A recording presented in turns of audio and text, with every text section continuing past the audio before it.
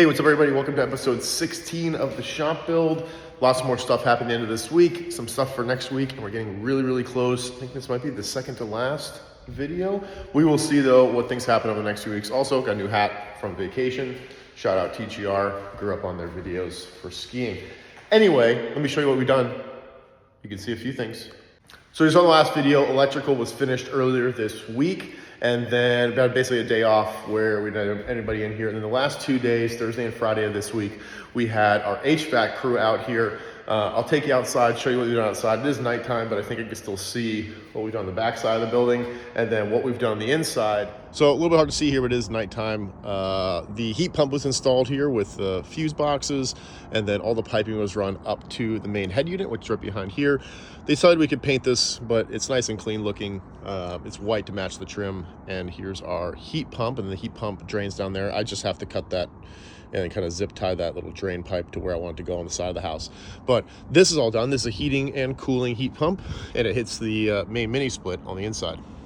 So on Thursday, HVAC guy, man, Chris, he came out here and installed the heat pump, ran all the lines, got this wired up and installed. Here's our main mini split. It's a heating and cooling system from Daikin, and works great. It moves a ton of air. It's got a smart sensor system. It's pretty much your kind of like mid to upper mid tier. I don't think it has a Wi-Fi or anything like that, so nothing fancy here in the shop, but definitely does a great job heating and cooling the space. You can set an upper limit and a lower limit, and you can just let it run efficiently to keep everything between that temperature points throughout the year. It's got a circulating function as well as a dehumidifier, which will be great to keep the atmosphere here at a reasonable relative humidity for stability of furniture pieces before they leave the shop. So I haven't programmed it yet, but it runs off this remote control. Lots of different functions, some timing functions, like I said, different weekly things. For instance, when I'm in the shop, when I'm not in the shop on the weekends, all sorts of stuff. And lots of modes. I have to read through the instructions to get all the programming figured out. That way it'll kind of keep the shop at a consistent humidity and a consistent temperature. Right now it's quote unquote set for 68. It's about 68 degrees, or a little bit cooler right now outside. Then I'll have to mount this on the wall where I end up wanting it. Also, a few other things in the shop. The second here is our heat reclamation pump. So we talked about this in a few videos ago. You can scroll back and watch that video. This basically, Cliff Notes, takes the ambient heat energy, whether it's hot or cold from the ambient air, pulls it up through this one, sucks it into here, exhausts the stale air from the inside, brings in new cool air and exchanges the heat, whether it's hot or cold air, and then recirculates that down and it comes jetting out of there. Helps increase efficiency, and we can turn this thing on and off in a couple different ways. So one of the things we did, this has 4 filters in it for filtering the different air. Provides a really good HEPA filtration for the ambient airspace, as well as this has a HEPA filter as well. So nice clean air in here will be get filtered, and those microparticles that aren't picked up by the dust collector or the air filters will be picked up by these things. But I want to have the ability from throwing up a bunch of dust to be able to turn it off. So right now it is off on this switch.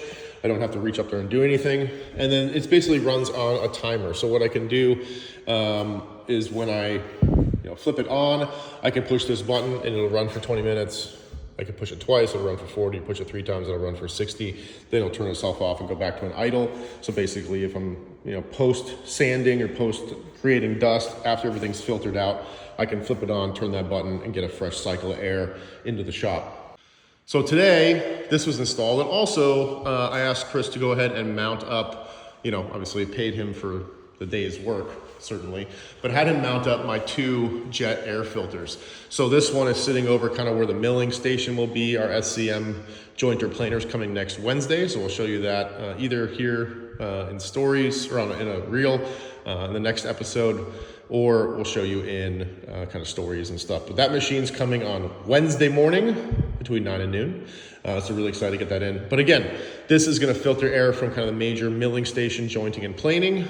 And then this one is just sitting that side of the table saw. The table saw is gonna live right here in the middle. So let's go ahead and fire up the heat pump. Right now it's on auto cooling mode, set for 68. Let's push the temperature down a little bit. That way it cranks up the velocity a little bit. Let's go ahead and turn on our heat reclamation pump for 20 minutes.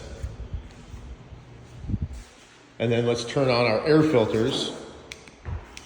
Oh, we gotta turn that on a switch. So again, I've connected the ceiling outlets to this switch here. That way, since I can't reach them, I can turn off power to those. Put that one's on.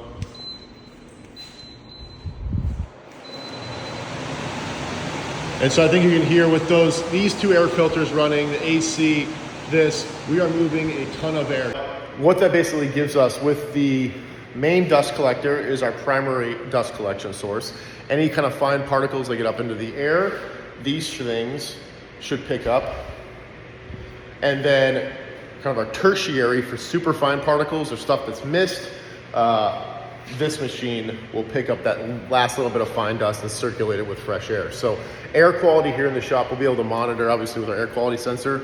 I think it's going to be really, really good and a huge change from kind of the struggle I've been having in the other shop. So stepping back into the new shop, you may have seen this as I was kind of panning around. This is our new assembly / outfeed finishing table. And this is gonna be a centerpiece of the shop. Let me flip you around and show you this as well. So I knocked this out today in about, I don't know, 2 hours or so. Mostly all dug for white wood studs and these 4x4s, and then white melamine for our top. We went with a full 4x8 sheet and just trimmed it down to flush. For those of you looking to build something like this, I think it was about like 125 bucks. The melamine was the most expensive, and it was like $35 a sheet or something like that, or 40 bucks a sheet.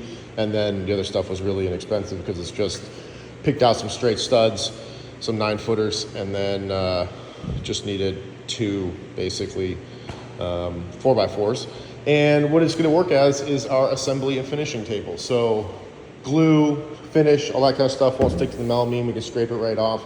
Also, I just went in with screws right around the top. That way, if the top gets fouled or scratched up, dinged, all that stuff that'll happen over time, I can pop that off and replace it with a new one.